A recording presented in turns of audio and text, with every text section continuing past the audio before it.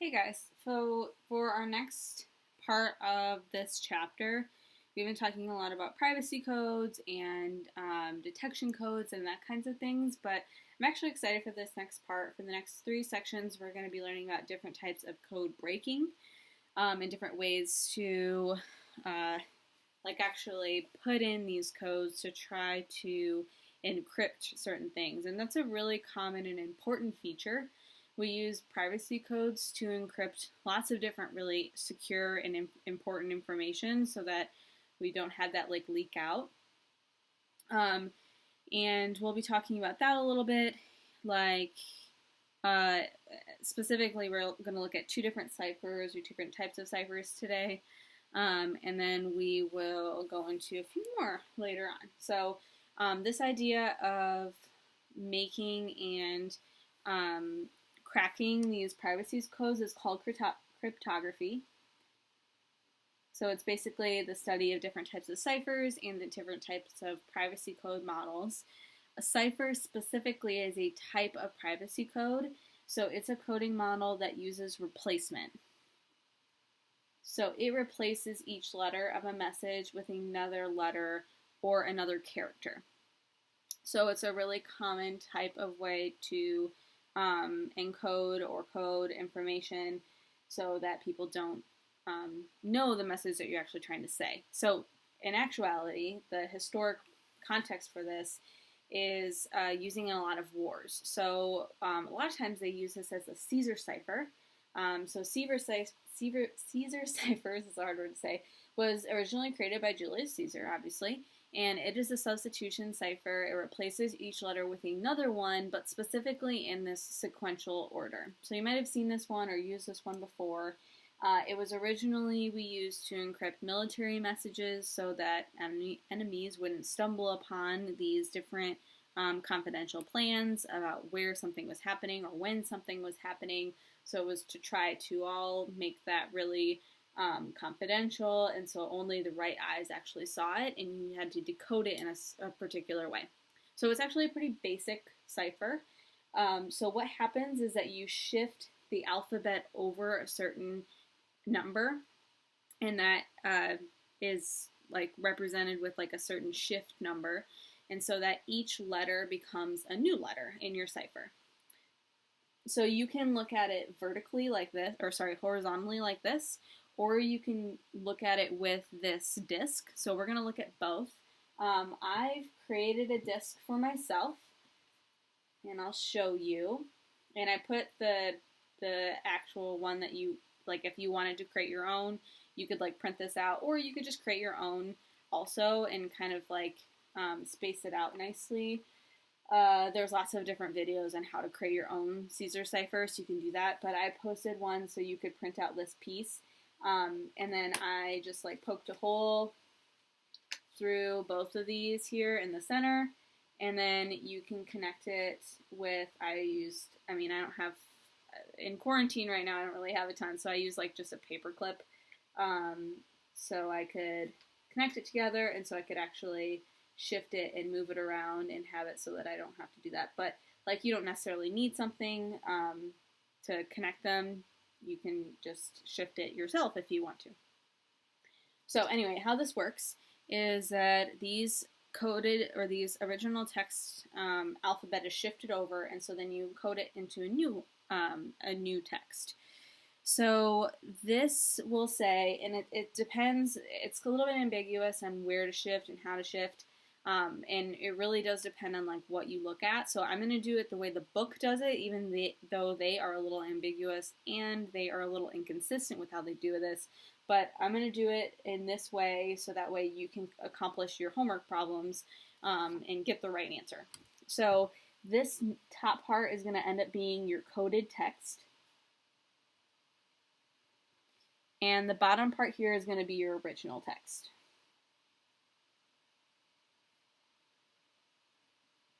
So originally, if you had an A in your text, it would become a D in your coded text. So you were to replace all the A's with D's. To see that on your cipher, the coded text here, and I'm going to give myself some room for a reason, the coded text is in the middle. So that's like around the center, like the inner loop that I have is my coded text. And my original text, and again, I'm going to give myself some room for a reason, is around the side. Now, if you don't actually make a Caesar cipher, which you definitely don't have to, I'm going to post a virtual Caesar cipher so that you can use that.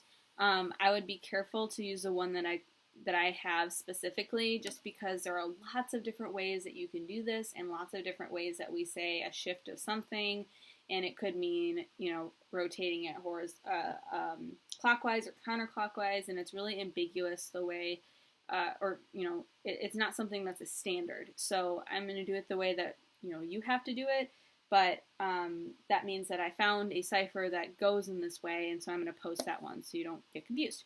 So the coded text is on the inside here, and the original text is on the outside as we go around. Another way that your book sometimes does it is they do it by numbers. So it's the same kind of idea, but they also replace each letter with a number. So A's are going to be 1 and B and 2 and so on, and you can kind of follow along.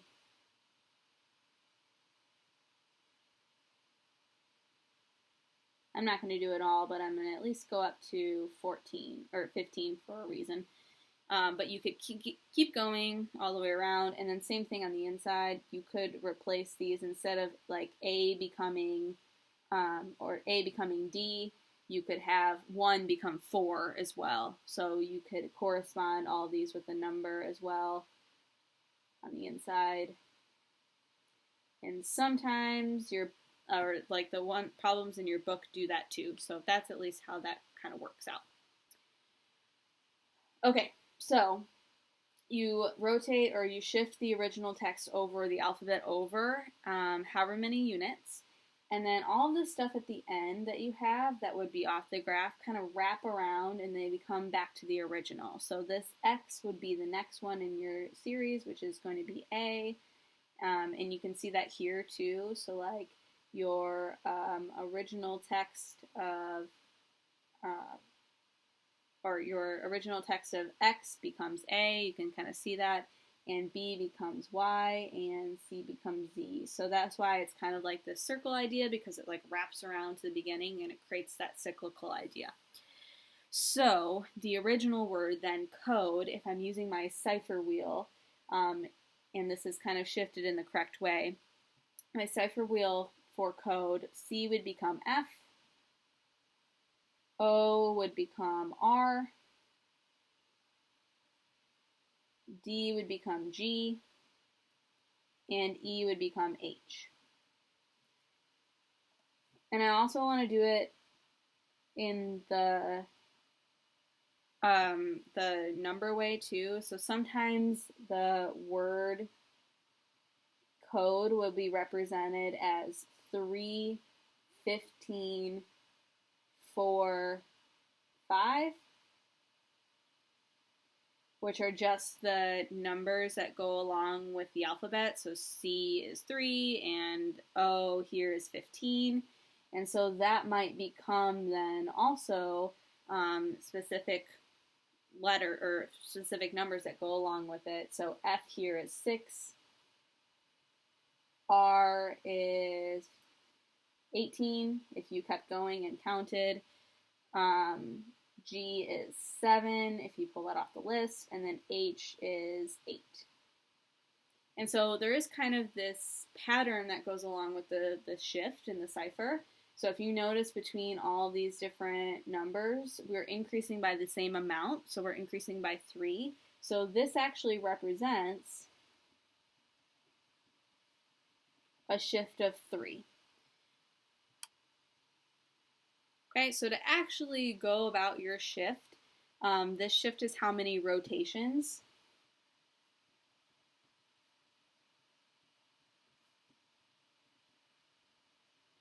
And to keep it consistent, you would rotate, so here's my Caesar cipher.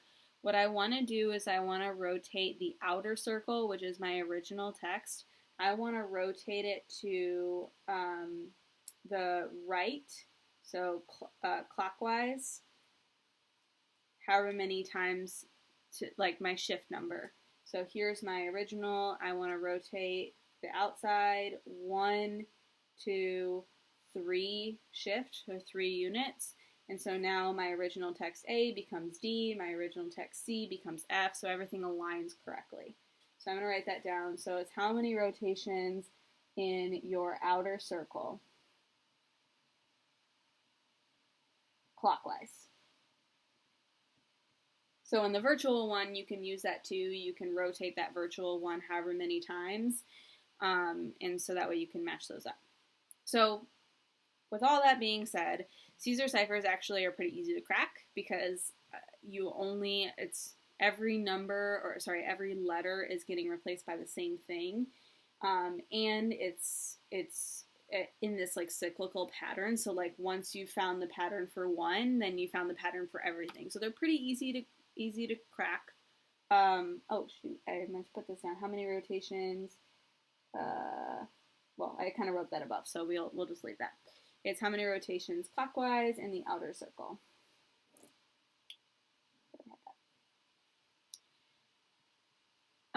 So they're really not that commonly used. There's lots of other different ways. So one way to make this kind of idea a little bit more complicated is using a different cipher. Ciphers are just shifting the alphabet, but other ones replace each letter with a different one without this sequence, without this cyclical pattern that goes along with it. So to crack these codes, we use basic statistics and really just the idea of the structure in the English language and trial and error to help narrow down these replacement letters so we can kind of decide this. So this histogram to the left here, it shows these letter frequencies in English. So as you can tell, if you look across the bottom, these are all the different letters and how frequently they appear in the English language. So the most common is E.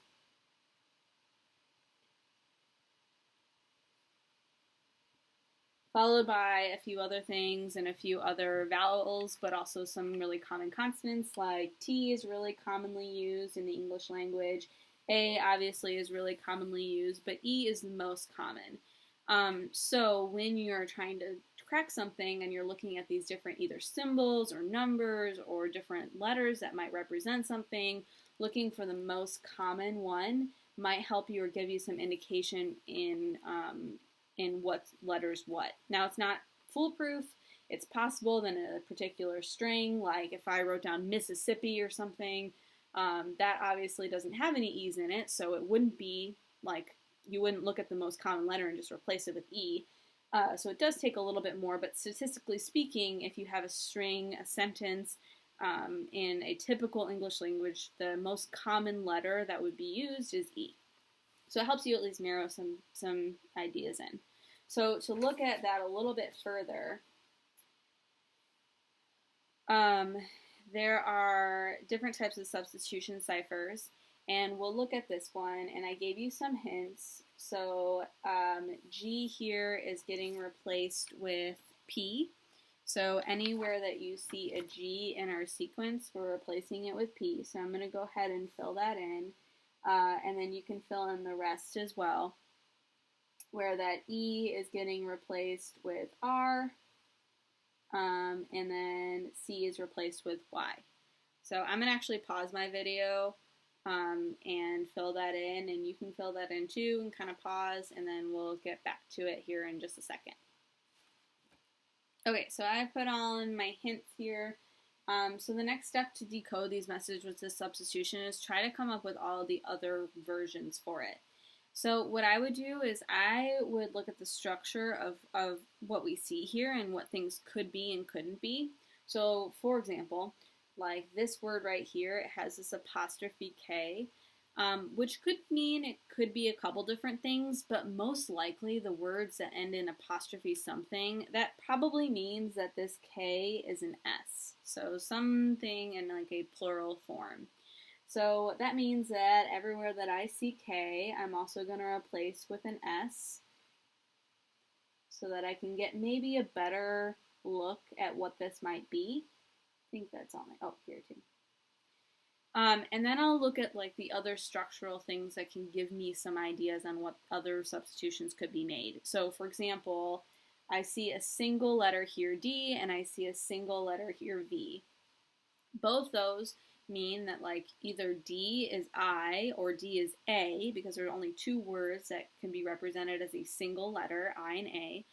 And you kind of have to decide which one's which. So it's either like D could be I or D could be A, and you can kind of look to decide which one makes maybe the most sense. So if D is I, then the other letter that we can maybe see, this would be an I, and then this would be an I. So is makes sense, that's a word. If D was an A, that would mean that this would be as, which still makes sense, but that would also mean that then V would be an I, and this part here, this word that's VSS, it'd be ISS, which maybe is something that could be true, but the other way that this could, and then this word over here is starting with I, and so that's probably less common. So instead I would actually think it would be I and A here, so that like this word starts with an A and this word starts with an A, and right now we're like building this word that's like a something, so probably maybe like it could be, for instance, assume is some word that we could write and finish off that sentence, and so we can use that and make some substitutions and make sense of what this is. So I'm going to fill out the letters we just ended up getting. So D was equal to I knew. We kind of filled in this assume here, which the X is equal to U. O is equal to M, and then W we found out was E, and then V was A. So again, I'm going to pause for a second and kind of fill in the various parts that we just ended up with. Okay, so I've got the rest of that filled in, and also the S that, like K is equal to F, that I kind of forgot about until I was starting to fill some things in. Again, I think these are pretty intensive and pretty cumbersome, actually, like to go through and eliminate all the process. So again, like it's kind of just looking and trying to figure out a process of elimination and trying to, look at potential words that could fit in those places. So what I would see maybe is some of these things down here that are more filled in. So like this word right here, this PWEC word, we're ending in airy. And so to think of like words that could end in airy, the thing that comes to mind for me is very. So very is something that does work, which means that this over here, this P is a V.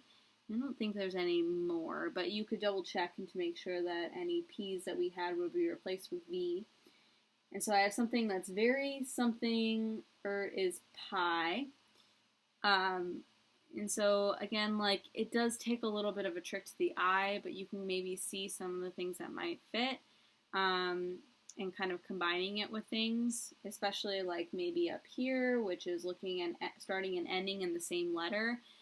So that might help think that maybe this word is that.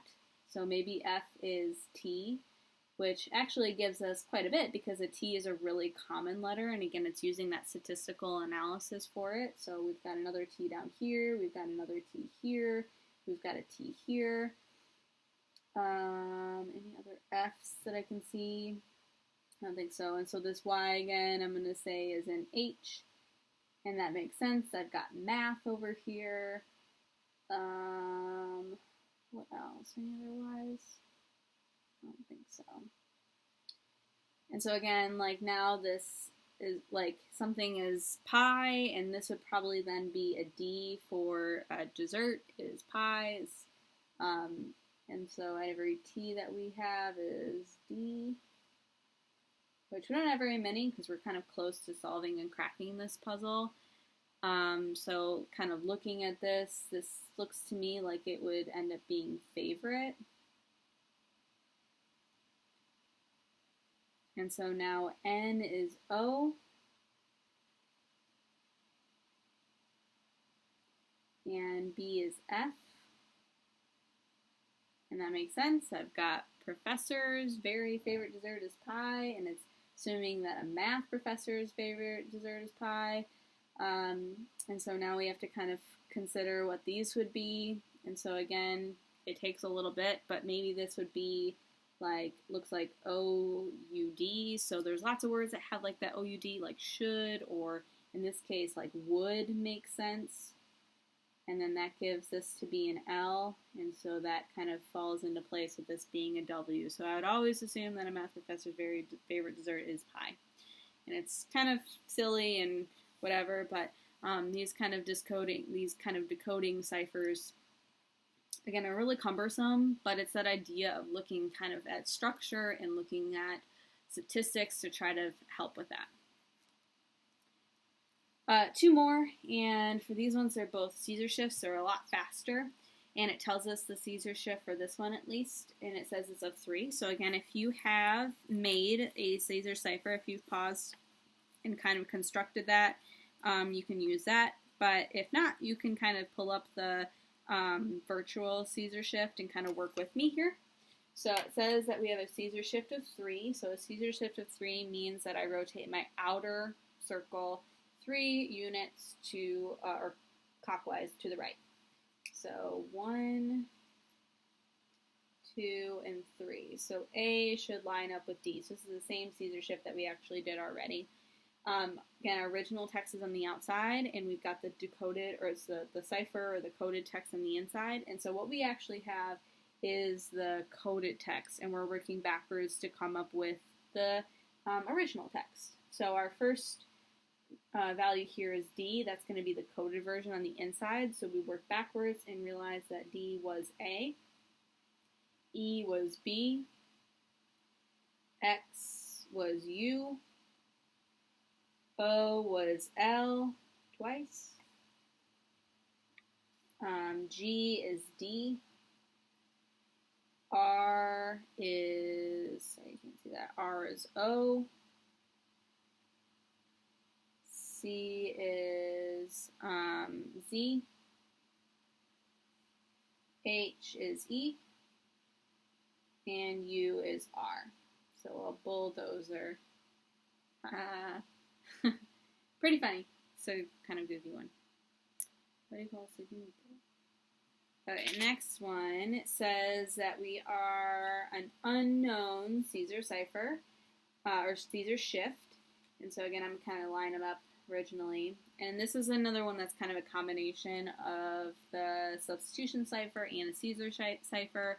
Again, what I would do is I would see if there's something there that can give you some indication of what it could be.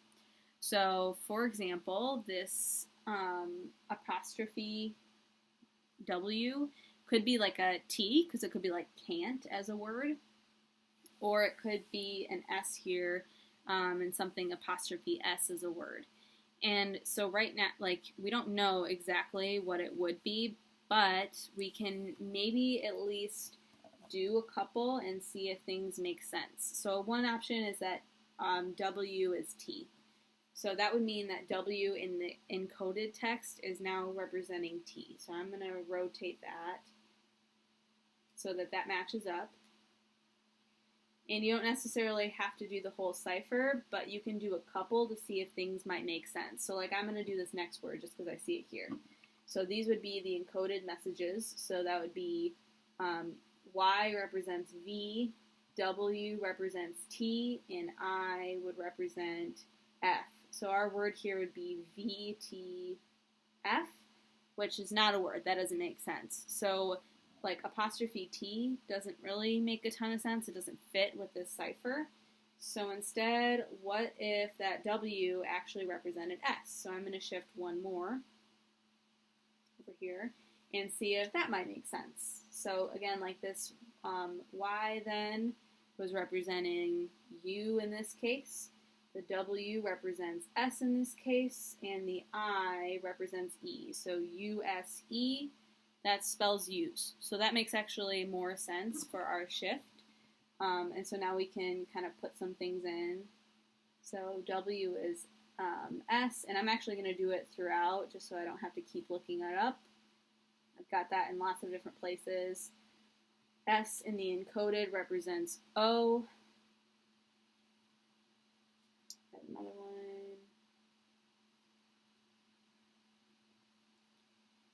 And V represents R.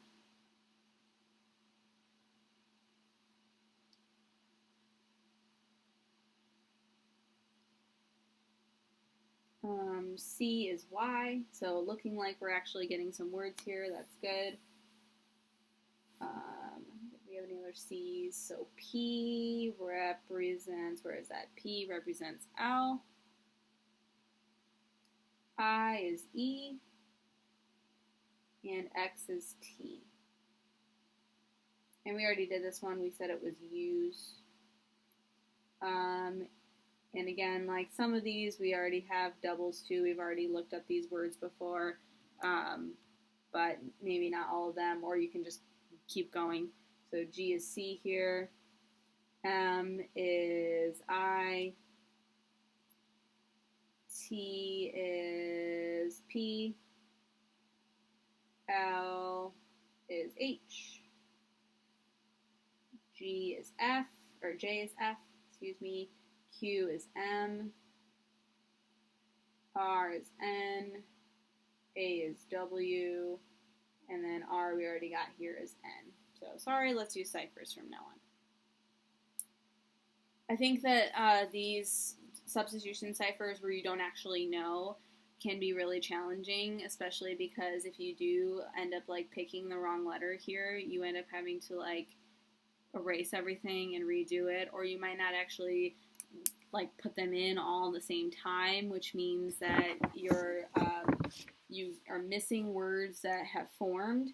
So because of that, there are virtual ways to do this a little bit better. There's a website that I posted here, and I think it's way easier because you can like just type in the letter that you want and it'll automatically fill in all of them for you.